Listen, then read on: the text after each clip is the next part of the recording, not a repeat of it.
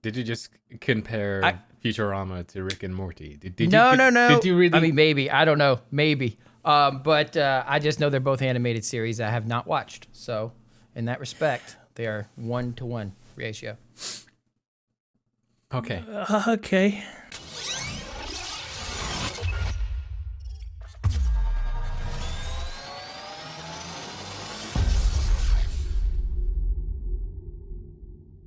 Welcome to the Fortnightly Frontier, featuring Matty Larusso, also with Myre and Darjanator. At some point, they will speak. Thanks for tuning in. Well, that was efficient. That was really efficient, yeah. I've done this before. Take it away, Now what? Darj. Yes, welcome to the Fortnightly Frontier. Do I need to host the show too? I can do that. No. Welcome to the Fortnightly Frontier. I am Darjanator, as was already mentioned.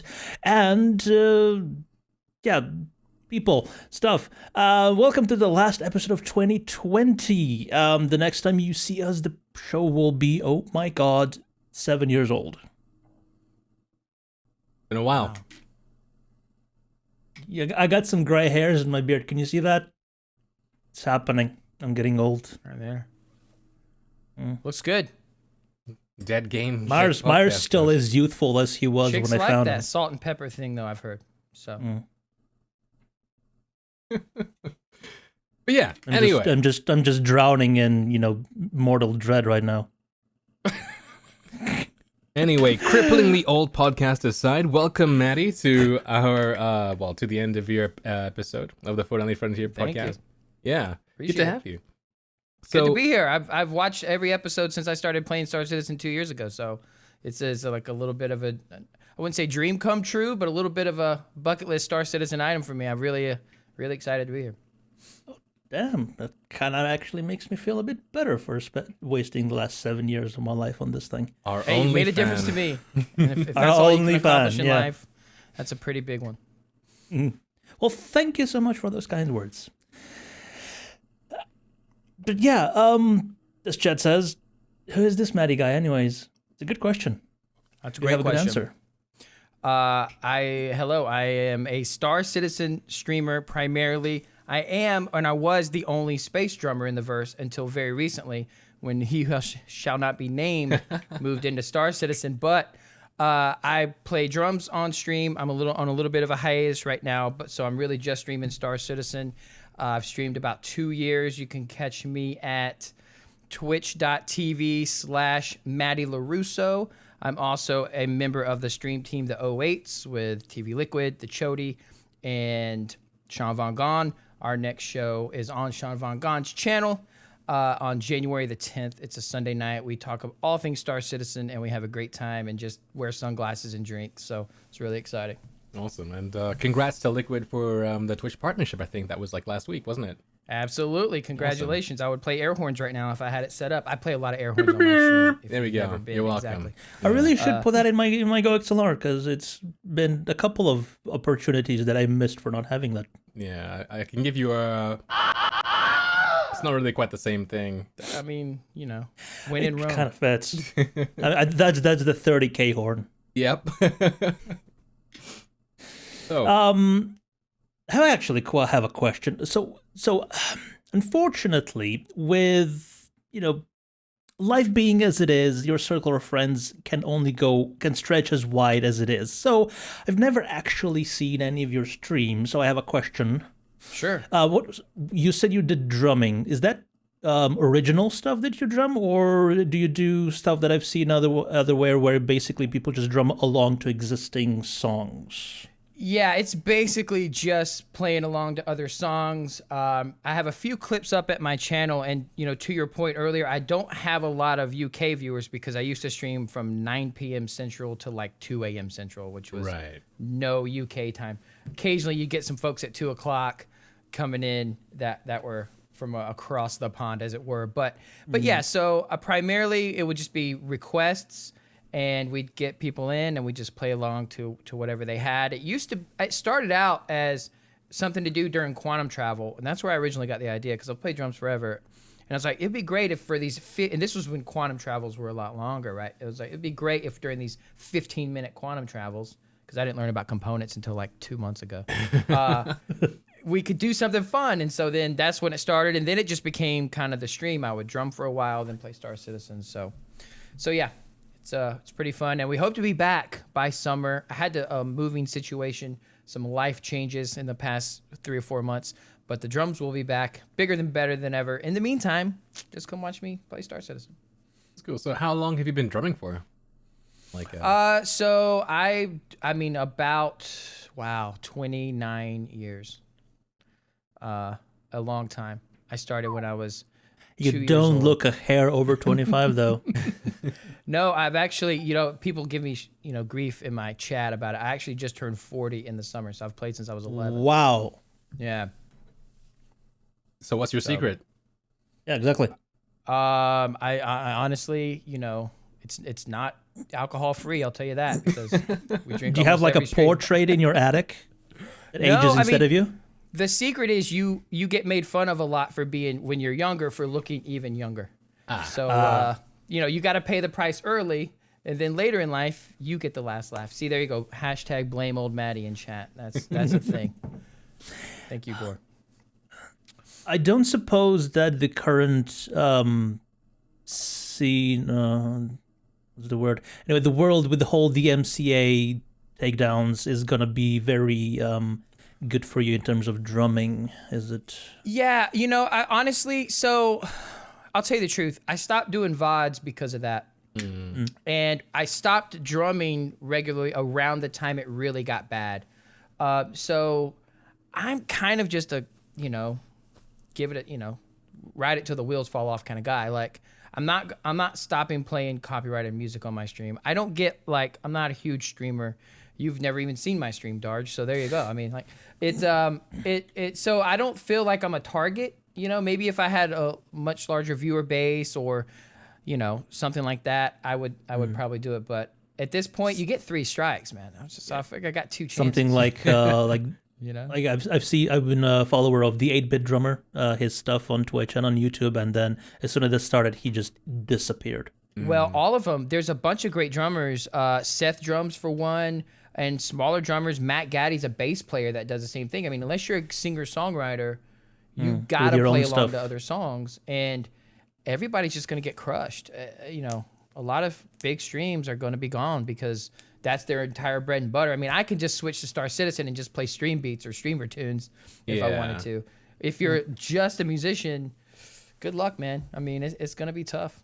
It's definitely. We'll have to see There's only so much stuff on Monster Cat that you could drum to, I guess.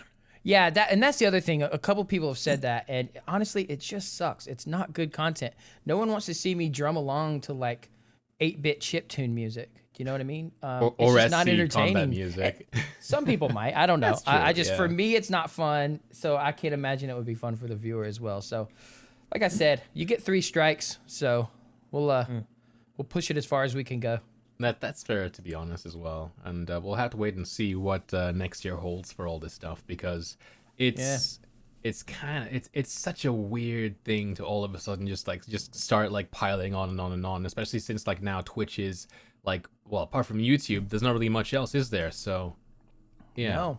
And that's the thing. And if you think it's bad now, a lot of people are like, well, we'll just go to Trovo or even YouTube. I mean, maybe it's okay on YouTube since they got the deal, but wherever you go, it's going to follow you. And so my only hope is they get all this worked out at a higher level before I come back drumming. Otherwise, you're really rolling the dice every time you go live. So. Otherwise, we'll find you on TikTok, yes? Or, yeah, there you go. I'll be on TikTok playing 1 minute at a time. It'll be amazing. So, I guess drumming and music aside, and to bring us back into SC, so when did you get into Star Citizen? Like, how long have you been part of, like, the game? Like, backing? Yeah, so I got in 2 years ago during the Free Fly. So I guess that would have been 2018, like the end of November. And I had always kind of followed it, but around 2015, I read some blog posts, and I was like, this sounds like a scam.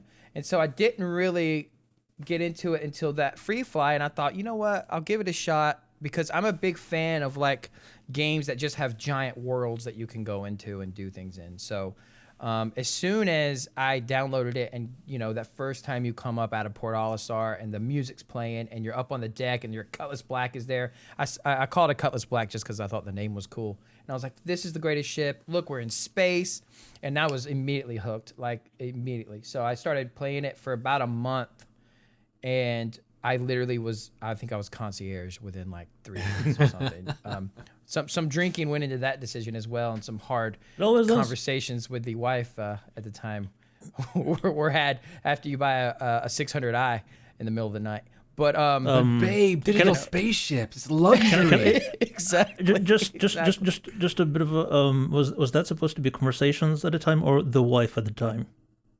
Well, the wife at the time. Oh.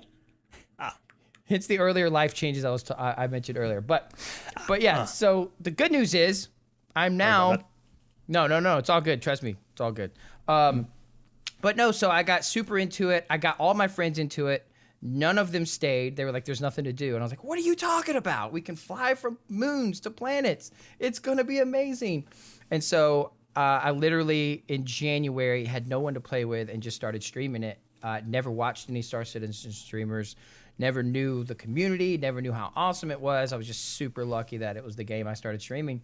And the few rated me the very first night. And then Rexzilla rated me 6 days later. Oh, wow. And it just took off from there. So, you know, it's been great. 2 years we're coming up on. Excellent. Well, congrats on the 2 years. That's awesome. So, like, thanks. No, it's been great. It's funny to hear somebody who like get into Star Citizen from like that mindset that, oh, it's probably a scam. Well, you know, this freaking scam over here. I'll buy a Cutlass Black and just see how much of a scam it is. And then That's well, he didn't say he came in exactly for the free fly. Yeah, it's That's free. true. Let's check out how much of a scam it is, and then realize, oh yeah, it ain't.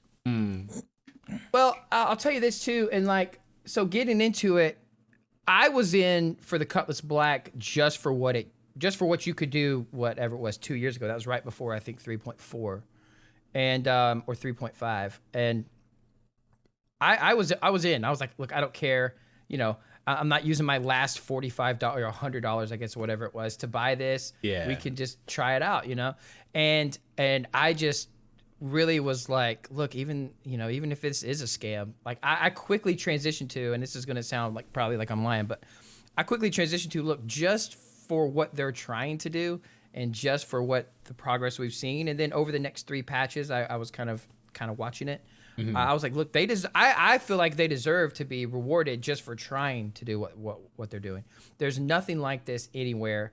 Chronicles of Illyria was a game that just kind of folded and just kind of came back at the time. I was It's kind a of name I haven't heard in a long time. yeah, I mean, I was huge into that, and then I got into Star Citizen. I was like, well, at least you can play something, and then just seeing the progress. So to me, like, if it's 10 years from now, if it never comes, like, one, I'm super lucky because I've been able to stream and just meet like all the. I mean, you see these people in chat with the 08 emotes and things, like just meeting and then just doing shows like this and meeting everybody. For me, it's definitely worth it. So there's almost a no lose scenario for me at this point. Like, I think it's great. Yeah, I love that. Especially like if you've played a long time, how much you value your own personal time. Like I've been playing for over 7 years because I have the podcast for 7 years, and considering how much I've invested and how much time and enjoyment I got from it, it's well worth the money. Even like you said, even if it never comes out. It is an interesting 100%. thing with the game, honestly. Like, especially back then, like 5 years ago, when there wasn't much of a game, and people would say, "Oh, it's the community. The community is the best part about this thing." It's funny how much that rings true even today, and like, it's one of those things that if you are still like watching from the outside of Star Citizen, you don't necessarily understand or appreciate, and go, "Oh, they're just it's a cop out," like they're saying, "Oh, like they won't mind if the game doesn't come out." Oh, what a cop out! But like, it's true, and just in terms of like how the game has set itself out, and the people that you meet. And and bond with along the way. It's a very weird, interesting journey. Well, I'll tell you the weirdest part of that, because I could get it like if I joined in and I found all these people. But like there's so many people that have come along in the last 2 years, it just keeps getting better. Like you don't get these like assholes, and if they are, they don't stick around very long. So Yeah. I feel like the fact that it's literally just getting better and better and better with new streamers, viewers, people that just jump in my Discord while I'm streaming and talk and hang out and play. It's really just getting better and better. So that's what I'm more surprised about. I hope the trajectory, there's a direct relationship between age and quality of community. Eventually we'll peak maybe, but I think that's been the most kind of positive thing for me, is to see how much better it gets every month and every year. And we have the chairman's letter to go off of for some of the numbers of the growth of the community, and it has been. Am I reading that correctly? Yes. Has it been growing? Has the growth actually been growing, or has it been steady? Would you say? I mean, we only have like the numbers per year, and I believe it was like 2016 was the biggest growth, but then it's kind of petered out, and then it started coming back up again. So I think that like in the past 2 years, a lot of new people have been coming in. I don't know where I'm going with this. Neither do I. I'm like, where's he gonna go with this thing? I just see him moving. Yeah. It's been pretty steady, the growth of the game. I mean, like if like there are many metrics to go by when it comes to the growth of Star Citizen, right? Like you can use their charts. You can even just use this stream or like Matty's stream, or just like everything's been growing essentially. Like everything has been like everything is on its own path. There's no like, I guess, end in sight when it comes to Star Citizen, at least for now. But like, so with 3.12, I guess let's move things into like the now. So what have you liked about 3.12 so far, Matty? I mean, the biggest thing obviously is they're finally doing some planetary improvements. I mean, we haven't seen that I'm just kidding. We see that every single thing. I'm about tired of seeing it, to be honest with you. I joke about this on my stream. I'm like, I get it. They look great. Come on. But I mean, here's the thing. I think I'll tell you the one thing I was really shocked at how much I liked was the spacescaping, the volumetric cloud, gas clouds. I had been kind of watching that come, on the horizon. I'm like, it's cool, but okay. But then when you're out there in it and the lighting, I don't know why, but it just gives it so much more presence and so much more, volume, I guess, to the environments that I was really kind of taken aback by that. Yeah, like I look forward to seeing like the actual gameplay implications that come with it too, because at some point those gas clouds and the things that you see are also supposed to indicate like areas that you'll be able to like get stuff for refinery and stuff. Like if you're flying a Starfarer and you all of a sudden see like a yellow gas cloud, you might go, oh, yellow, I better fly through that, because that's like a so and so gas that I can sell for a lot. And as with the new scanning stuff that's coming, it may be that pirates will also be using those valuable yellow clouds to lay an ambush for a Starfarer to come by and try to get some of that quick money. Remember, kids, don't refine yellow clouds.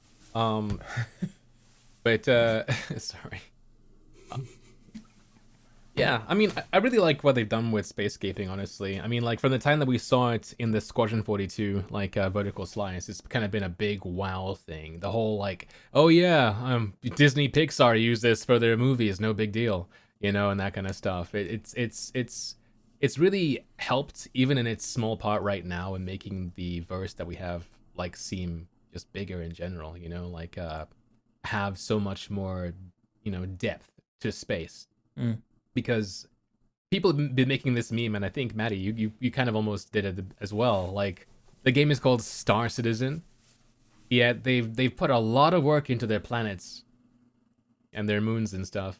So it's cool to see them working on their, like everything else that's now, in space, and with the space stations to come as well. Has there been anything else like I was a little. I kind of, I kind of dig the new locations, right? The refineries that we got. I'm not a PvP guy, so the weapon zeroing was really not a big thing for me. But I like the station-based refining. I like the area walking around. I mean, there's not much to do there now, but it's definitely open for later. And even just the different refining, like kind of UI and that terminal, I really like that. So I like it in the fact that I think it's a great indicator of what is to come. And I know that's kind of a cop out with Star Citizen at this point, but like I was never into mining. So everything they've done with mining, like, it's great, rock, whatever. Okay.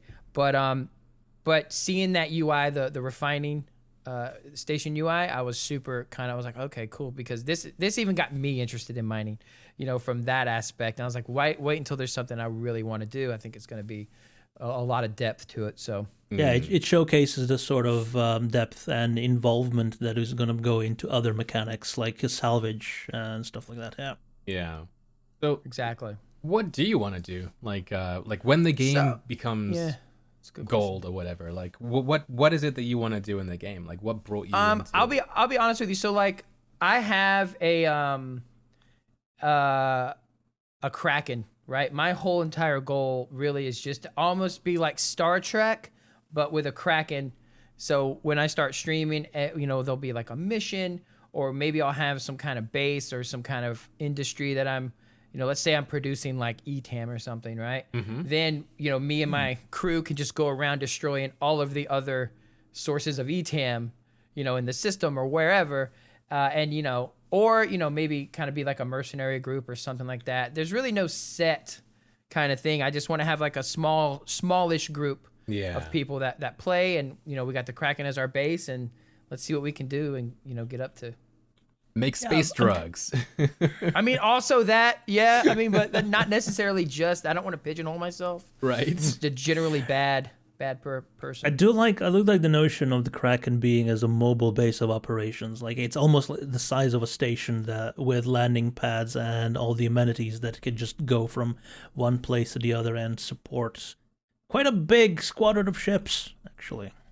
Yeah. Yeah, no, it's going to be great. I mean, there's a lot you can do on it. There's a lot you can accommodate. And so, like, I went crazy when I could first buy a Kraken with the Drake Complete pack, almost 2 years ago now. So I'm really, like, all of this streaming that I'm doing right now and gameplay is really just placeholder until we can get the Kraken in place and make it like almost like an episodic thing where we're doing just something different, but something cool every stream. Yeah. I really do hope that you said the word episodic, I have pretty big expectations for Star Citizen just because when I got into it, I had just been binging a whole bunch of Star Trek at the time, and multi-crew is what I want out of it. Like to have that kind of episodic feel every single time you play the game is something that I would really love to see. You've been doing that a bit in Barotrauma, right? Yeah. So if you haven't heard of a game called Barotrauma, Matty, I've almost become a Barotrauma evangelist, dude. Like it's such a good game. How do you spell it? Barotrauma? Barotrauma. Yeah, it's named after it's named after a medical condition, but it's good. Got it. Yeah. I've not heard of this at all, but yeah, make sure you Google Barotrauma game and don't hit image search. Yeah. Okay. No, that's good. It's the bends, right? No, it's worse than that. It's worse than the bends. Yeah. Okay. But I'll definitely check it out. Yes, Tuvo. It's spelled STARCITIZEN.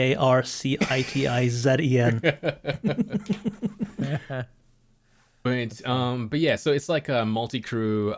It's everything that you want out of Star Citizen, like for the future now, but like pancaked in a 2D kind of thing. That's it's cool. So it's like a 2D submarine survival thing. Everybody plays a role, and if you do the role wrong, then everybody dies as a result. Yeah. Oh wait, so do you need friends to play this? Like, do you need people you can trust? Because as you can see from chat, I don't have many people that don't want to shoot me in Star Citizen. So we'll see. Well, I mean, yes. We'll just put it at that. Okay. Well then, let's get that Discord going, guys. ! Discord. You can join that. No, I'm just kidding. Yeah, no, Barotrauma is great. And Check it out. Well, you could do exclamation Discord, but then you'll be joining Myers. I know, yeah, that's exactly. right. It doesn't work. Yeah, it's really cool, and I think it's a great primer for like for team building and stuff for other multi-crew games like Star Citizen. That's good. Yeah, That's 100%. good. My whole entire Kraken dream may just crash and burn with barrel trauma. I may have to go solo. Like somebody in the barotrauma like community actually created for us a Carrack replica. So it's a 2D game, right? So it's a replica, like a 2D orthographic view of like a Carrack, like from like left to right, and that sounds pretty sweet. it's really cool. Because again, it scratches that multi-crew exploration itch for sure. No, I'm a huge fan of like, I don't know if you remember a game called Shadow Complex that came out. It was kind of like a Metroidvania game. Yeah. I'm a big fan of that kind of layout. It looks like it's similar to that in some respect, at least. Yeah. Running around and things. Yeah. But yeah, anyway, so like I guess moving from current features and what got you into the game, I guess the most recent thing in Star Citizen news is the roadmap, right? Nice segue. Yeah. What I do. Yeah. That's what I do. But It's yeah. pretty good. So like what do you think of the roadmap? Like we've been waiting for it for so long. I mean, I'll be honest with you, like, I don't know. Like, we'll see in 6 months, right? Like, it's great to see all of this and to know what they're working on. But, like, for example, if we look at, like, the vehicle team or whatever it is, there's, like, the Polaris, right, that's going to be worked on for Q1 of next year. But then they also say, well, it doesn't mean they're going to be delivered right after that. So how useful is it to know that they're going to work on the Polaris, right, for January, February, March, or whatever, and then it's not going to come out? So I don't really, and maybe this is my own ignorance, maybe there's more information on this. It's great to see everything that they're working on. It's kind of overwhelming a little bit. Yeah. But I think that's the idea, that you throw all this information at the community that has been bitching about lack of information for the past how many years, and then it's the opposite. But there's gonna be there's two views, and starting next year they will also be adding the cards for the entire for the next 4 patches. So that way you'll be able to sort of see sort of correlation between when a feature is being worked on and finished and where it's actually then being projected to be released. Right. Yeah, I think you make a good point, right? I think it feels like, look, and I'm a pretty positive person and pretty optimistic in general, but if I want to put on my tinfoil hat here, it feels like they were kind of just waiting to do this now as almost like a whole reset of the roadmap, and they can get another year or two out of this before it becomes unwieldy, and then they'll switch to something else. Because it feels like they threw all of this at us to just say, here, fine, you want to know, here's what it is. Doesn't make sense to us either. Good luck. You know what I mean? And so I think when we start seeing the release cards, and maybe January, I think we're supposed to get release cards in January, then maybe we can kind of deduce a little bit more as to how much of a predictor it is. And I think that's what people want to know, right? Is what are we getting and when are we getting it? This doesn't do that by itself, but maybe we can kind of get some better estimates based on the release cards. And the tracking view is going to double in scope anyway in January, because there's more than half the teams that are missing as well. So the core tech stuff for iCache and server meshing and all this sort of stuff, and all the downstream teams, UI, sound effects, special effects, stuff like that. That's all missing because they're required to see the sort of schedule of the upstream teams before they can start making decisions about when they'll be working on what. Yeah, that's what I've been told. I mean, no, and I think that's great, man. I think it may buy them more time though, right? If they're like, hey, here's our release cards. Oh, and now here's the rest of the teams. Good luck sifting through this. We'll hit you up at Invictus next year. We'll see. I don't know. We'll see. Yeah, I'm optimistic, but we'll see.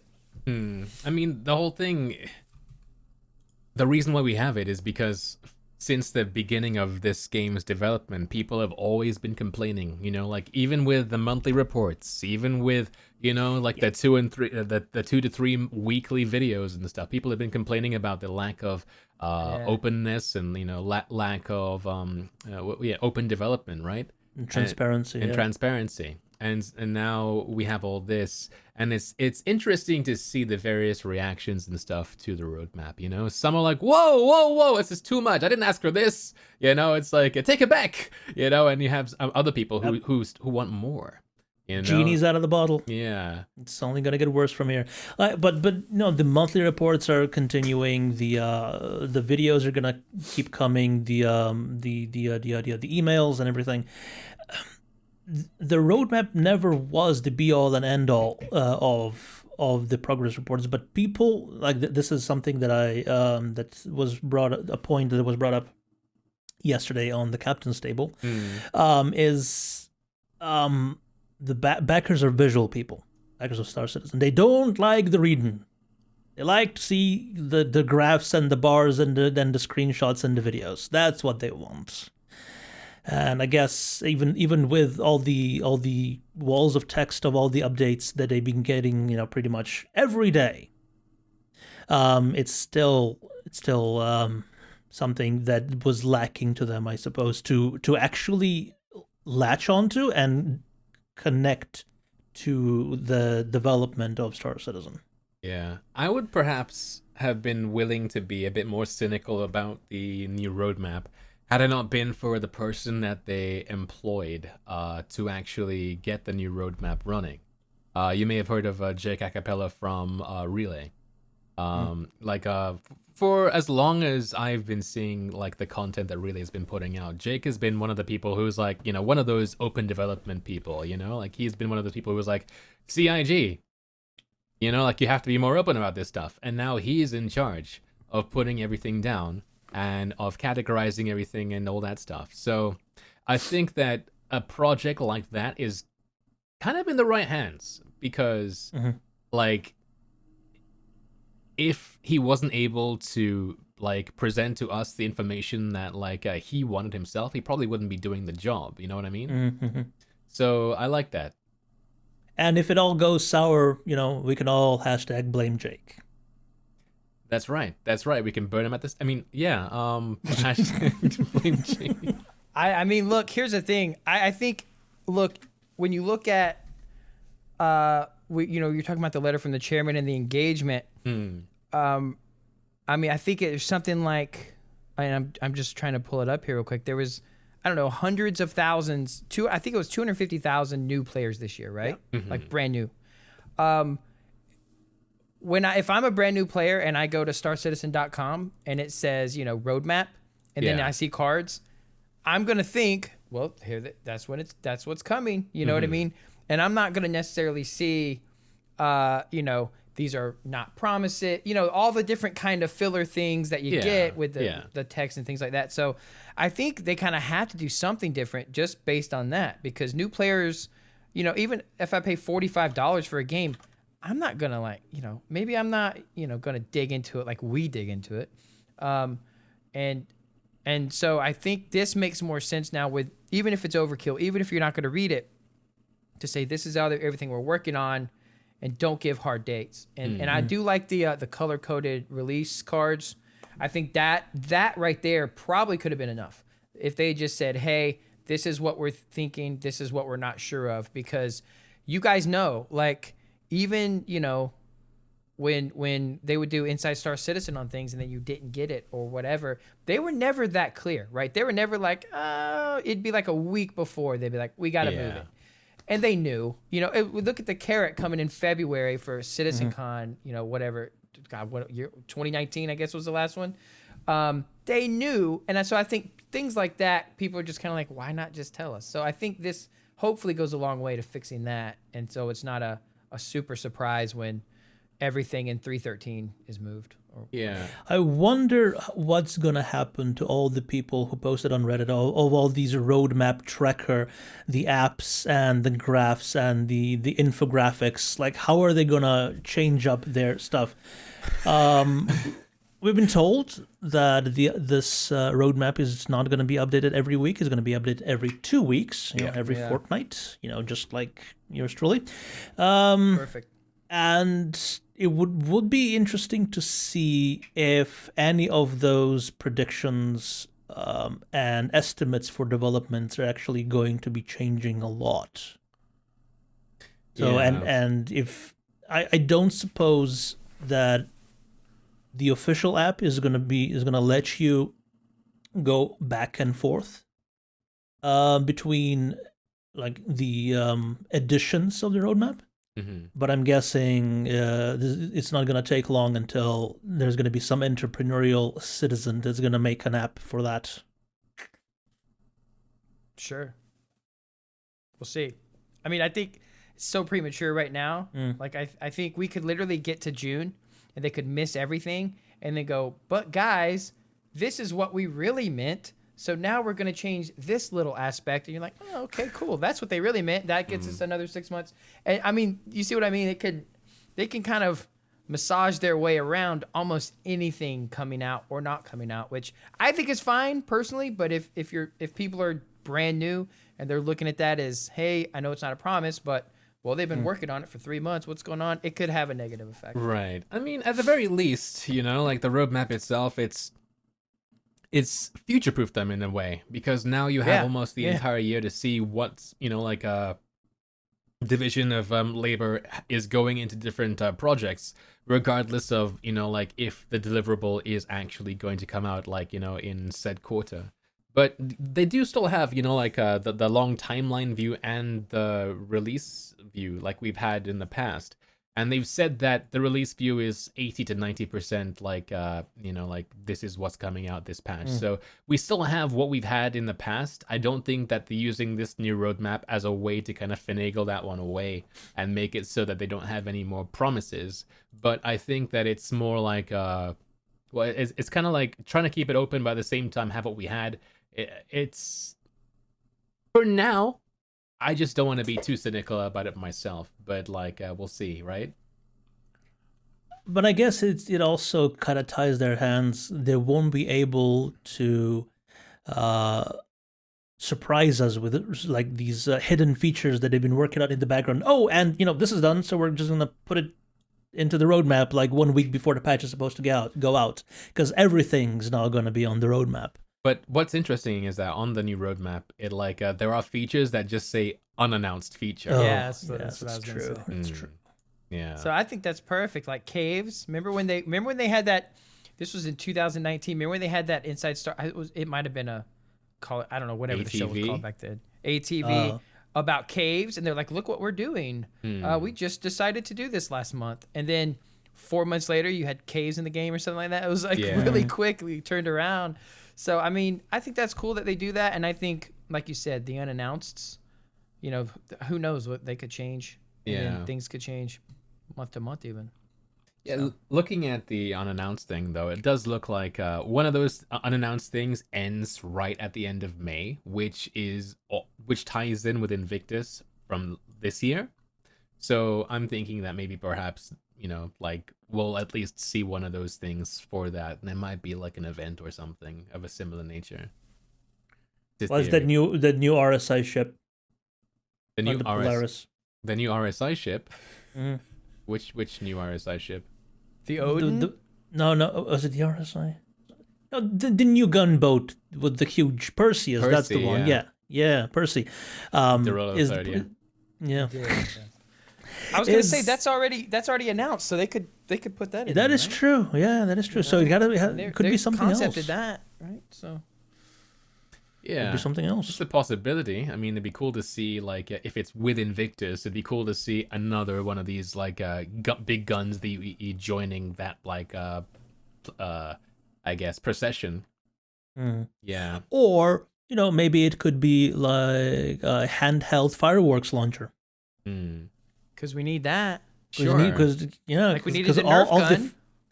All the fireworks the Invictus launched last year were pre-baked, and they were kept repeating. But if you had people with a Wild Blast pistol that fires rockets instead of foam darts, that'd be amazing.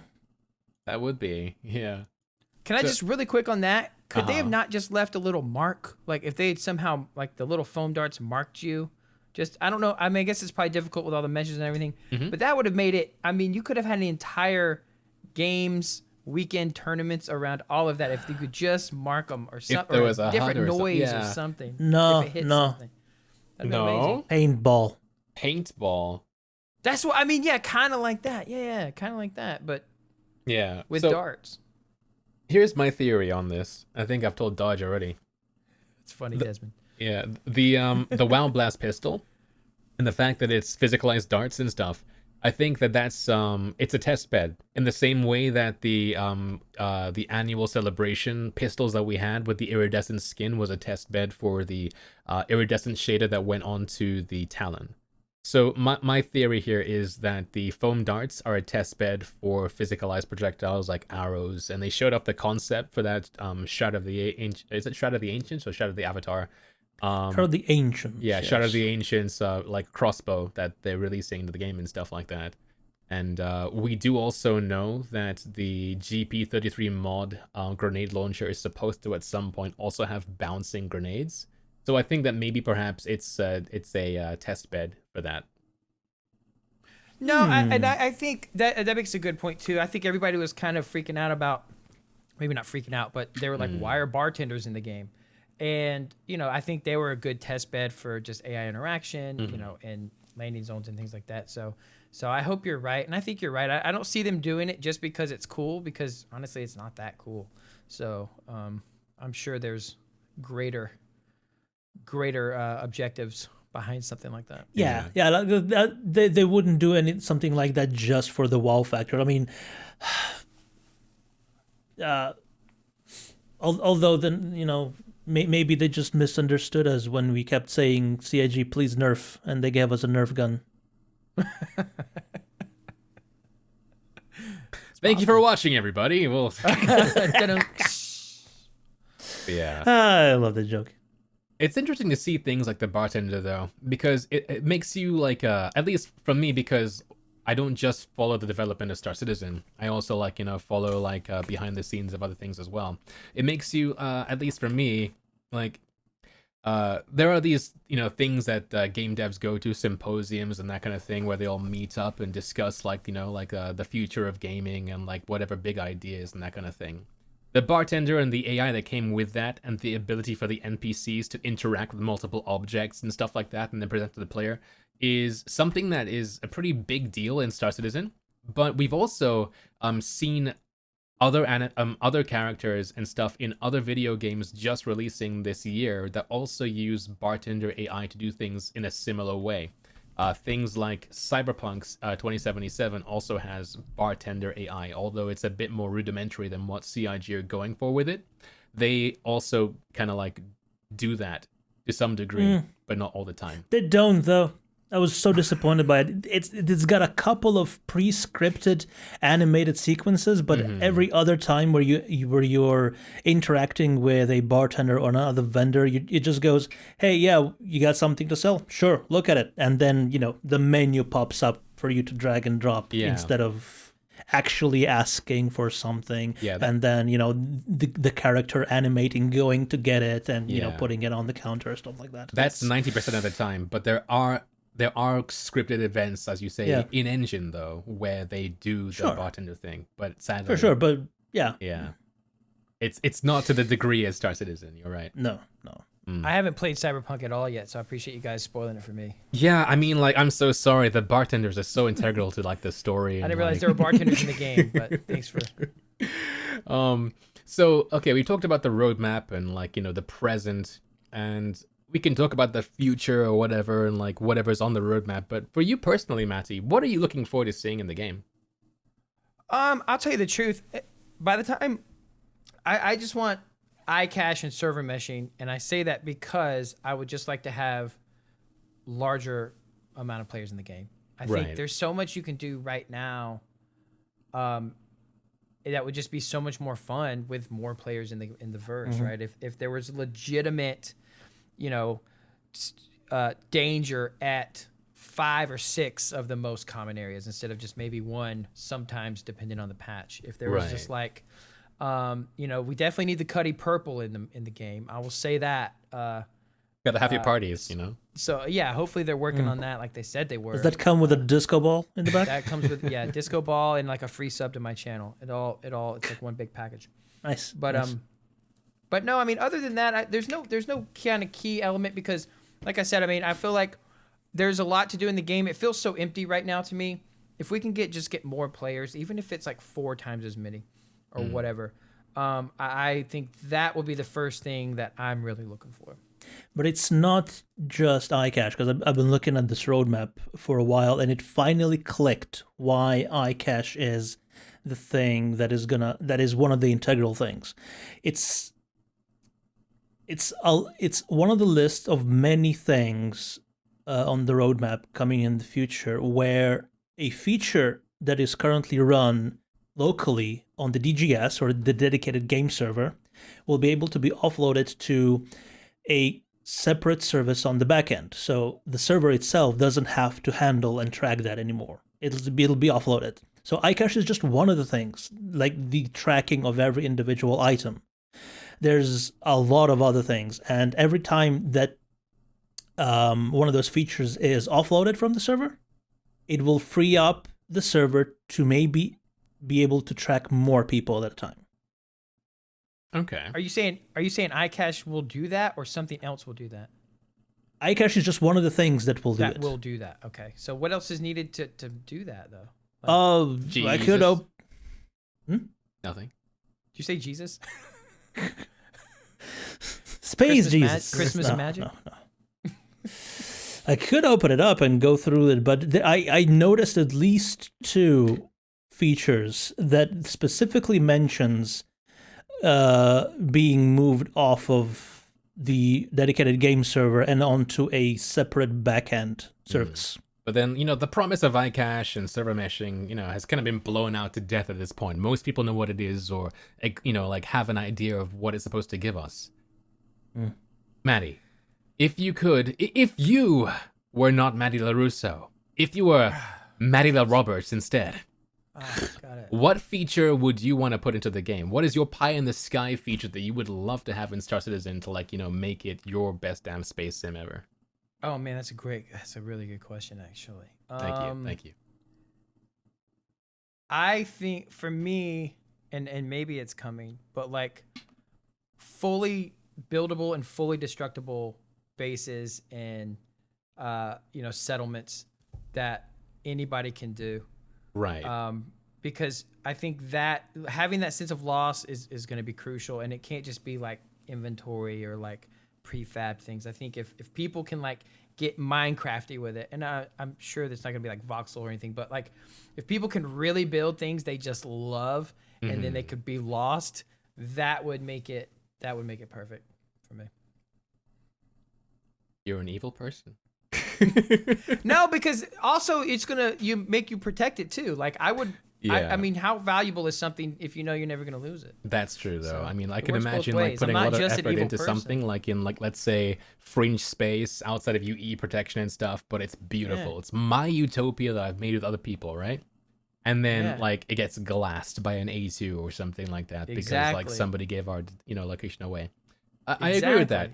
There are games out there like Rust and DayZ, and a lot of the big compelling factors about games like that are the stories that that people create by playing with each other. Like I wasn't really able to game when DayZ was first released, so most of my DayZ experience was just browsing the DayZ subreddit and just reading story after story of player interaction and how this person found this person. They made a huge it was basically like reading episodes of The Walking Dead. Sure. Yeah. They'd work together, then all of a sudden one guy goes, I feel like being a cannibal now, and then it's just I want things like that in Star Citizen, and you can't really have that without a sense of loss. And the more you can build, the more you can lose. And so I agree. 100%. I think no matter how much they do or how far they go with it, I don't think they'll go far enough. Like I don't feel like there'll be enough of a sense of loss. Yeah. Yeah, Until you but can because lose that already you practice. have people complaining about the long Yeah.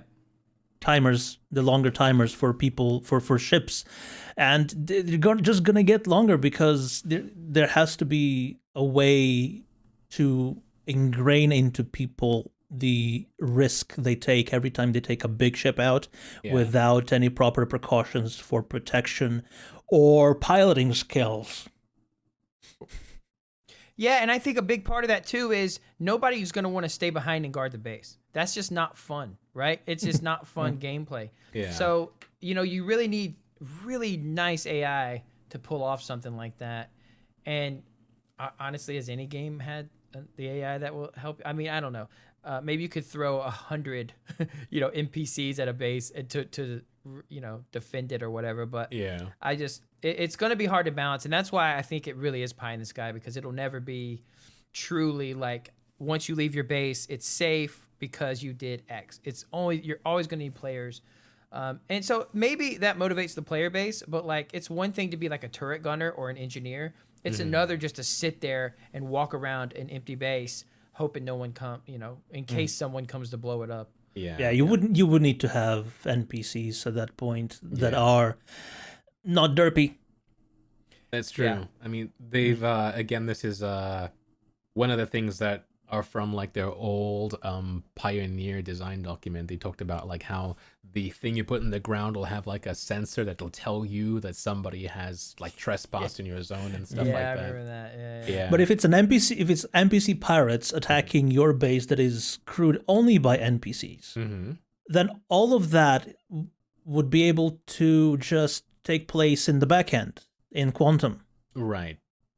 True. And that should be very effective, and that's basically just going to be a couple of rolls of the dice. I was going to say, it sounds like it's just going to be a spreadsheet, and if it works out, you come back to your base, and if not, you don't.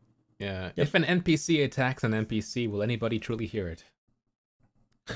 No. Only what's the guy's name? Shit, I'm blanking on his name. That was going to be funny. But you know who I'm talking about? Tony Zurek. Tony Zurek. There you go. Right there. Only he will hear it in the middle of the night. And he will shed a single tear. Exactly. But anyway, I went through the roadmap and I found the two things. One is the air traffic control. The logic of the air traffic control is handled separately on each DGS, the dedicated game server. As we move closer to reality of server meshing, the logic of air traffic control needs to transition to a separate service. And then there's also AI info service that will also be getting its own service off the dedicated game servers that they will be able to just request instead of having to track all of it at all times. I don't want to theory craft here, but if they're moving the air traffic control to like to the multi-server as opposed to like single individual servers, does that mean they're going to have to expand the airports or the spaceports? No, it's probably at that point they'll just know which server is talking, so they will know the capacity of that spaceport on that particular server. But once server meshing is in and everybody is basically in the same instance, I can see just 10 hangars not being enough at Lorville.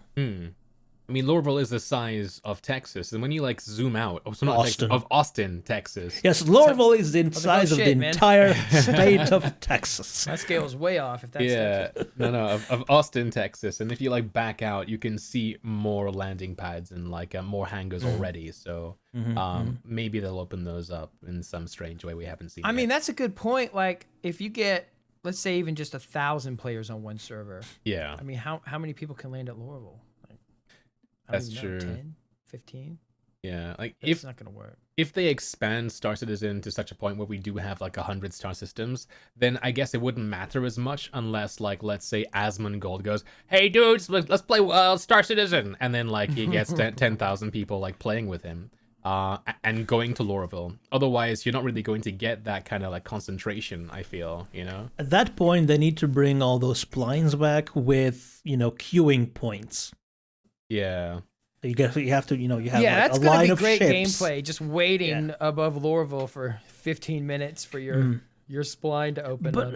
But, on the other hand, planets are not meant to be frequented destinations. You're supposed to stay up in orbit, and it's only, in case of dire need that you would go planet side, especially with a big ship. Mm. Like if you have a huge ship, you can't go on a planet anyway because there's no landing leg. Like Idris is the biggest ship that can land, in my opinion, right? The Idris, yeah, we've seen the Idris landed before. So yeah, Kraken can land. Is the Kraken bigger than the Idris? It's about the same size, I think. But I think it's longer but narrower, stuff like that. Volume-wise, it's about the same. Yeah, they can both land. Yeah. Yeah, but the Javelin, Javelin can land once. Just the one time, yeah. Just the once, yeah. Then it's a wreck. No, I mean, so you bring up a good point, except for this is supposed to be the best damn space sim ever, right? And so there's going to be people that want to stay on planets all the time. So that's true. And there's going to be so much landmass. They got to put something there, right? I mean, they're going to have these settlements that are already kind of 3D. We can make our own villages. They've said that already. It's on the roadmap. Right. So, I mean, I don't know if that holds. Like, I think it's going to be interesting, though. And what they'll probably do is kind of what they did with New Babbage without really saying that's what they did. But just you can create as many spaceports as you want around Lorville with just trams in and out. Right. So, yeah. I don't know. We'll see. I mean, it'll depend too, because like you said, let's say that's just 10 star systems. Let's start with that, which I think allegedly might be doable over the next 5 years. Because I think Pyro is even later in 2021 on the roadmap, which means we know when we're going to get that, right? Yeah. So I think if you look at it from that standpoint, that's a lot of space, let alone planets, planet side terrain and moons and things to cover. And so how many people are you going to get in there? And how many, what are they going to do? So I don't know. I feel like it limits it to the open world space sim if you take that kind of approach, Darj, where you're like, well, you're not supposed to be on planets, you're supposed to be up. Yeah, but you also have a point that, there are people who just, they want or need to live in New York. They don't have the need to go out into the country or travel all the time. Yeah. Exactly. Especially think about like a merchant or a trader or something. Maybe they're hiring people to bring them stuff on their ships. They're not going to leave, Area 18 or whatever it is. Yeah. They're just going to be there running their business because we know we're not going to have passive, businesses, which totally negates the need for the Kraken privateer, but that's a whole other show probably. So you're going to have people that maybe just want to do that. Maybe they just like the buying and the selling, import, export kind of stuff, which is totally going to be great. I think, so we'll see. I mean, it'll just depend on what kind of in-game economies there are. And then again, it all comes back to number of players. Yeah. We'll see. And, the game is, it's marketing itself to be this like not just a massively multiplayer game, but also a multi-genre game as well, more so than everything else, where you can, if you want to be a foreign exchange person or like the delivery driver or the farmer and all that stuff. I look forward to seeing all these communities flourish, and do their own thing. It's going to be very interesting because I feel like, how with EVE Online is a game that's really slow. You go into it yourself and you're like, oh, I'll never catch up. But then like every 2 months, every 3 months, you'll like read this like really cool thing happen in EVE. I'm looking forward to hearing those stories from people who do all this stuff. Like, from the group of players who like, they've decided that we are shrugging off our spacefaring past and we're going to make a farm. And then like 3 months later, like, it's the biggest farm. It's amazing. Then 3 months after that, a squadron of A2s have glassed it. And then, I'm looking forward to like hearing about all this, like, just about the world of Star Citizen and like, the stories that will come as a result of it. I mean, that would mean that everything is going to have to be temporary. Nothing is going to be permanent. Why? Well, like you said, like everything is. Well, if everything is temporary, then you have people who used to be spacefarers. They're going to settle down, but then if somebody comes and glasses it, the farm was temporary. But I think and you can stave off how temporary it is. Like if you're good at defending your farm. Yes. Yeah. I mean, but it's not gonna be permanent, as in the creators of the game have created the settlement, and now nothing can ever happen to it at all. Right. No, that's what I mean. I see. You as the game community have to ensure that nothing happens to it because the game supports change. I think there'll be some of both. Yeah. There'll be Yeah, Lorville's. like Lorville will be there forever just Yeah. because the NPC contingent making sure that it remains there will always be greater than the combined force of the player population thrown against them. Yeah. They've mentioned that they're going to be hiring GMs that will basically be DMs, like in Dungeons and Dragons, that will have this Quanta overview and will be able to press a button to like make sure that X, Y, and Z doesn't get overrun. So yeah. Anyway, We'll see. I'm guessing Lorville will be one of the first cities where we get orbital cannons. probably Lorville are the biggest manufacturers of like all these like big weapons. Mm-hmm. Anyway, Just for defense purposes of that big building. yeah, true. But I think we've digressed a lot. We have, yeah. Yeah. So and it's almost time really. So I think before we finish, how about some quick fire round questions? Do you remember this, Darj? Oh God, yeah. Yes. Okay, Matty, what is your favorite Star Citizen ship? Kraken, no questions. Tied with the Cutlass Black, and it will be the Cutlass Purple once that comes into the verse. Okay. Sorry. What is your favorite non-Star Citizen ship? That's a good one. The Black Pearl. Didn't see that one coming, did you? Ooh. Wow. I don't think we've had that answer. Nope. Sandworm or Space Whale? Space Whale, no question. They're always usually blue or purple. So let's go there. Riker or Din Djarin? I would say Riker. Okay. And lastly, where can we find you? You can find me at twitch.tv/Matty Larusso, just one word right there, the name. You can see it right there. And I will be live. I'm Sunday night, Monday night, Wednesday night, and Thursday nights, usually at 5:30 p.m. Central Time. So if you're in the UK, stay up late. I don't know, drink some coffee. And all 80s all the time, kind of a synthwave vibe. We just shoot the shit. It's usually pretty upbeat. And people hang out and just talk shit about me all in chat. So it's a winner. It's a win-win. Where do I sign up? All right. Yeah. All right, guys. So, Matty, you signed us in. Darj, you want to sign us out? Sure. So, wait, why did I want to go with intro again? Thank you so much for watching. This has been the last episode of 2020 of the Fortnightly Frontier. I have been your, let's just say host, Darjanator, over there, my good friend Myre, and in between us, special guest Matty Larusso, who has already just described where he can be found. Thank you so much for watching on Twitch or YouTube or just listening on SoundCloud, on Spotify, or wherever you're getting your favorite podcasts from. And as always, And I guess we'll see you in the verse. There we go. And we will be interrupting Myre. Sorry about that.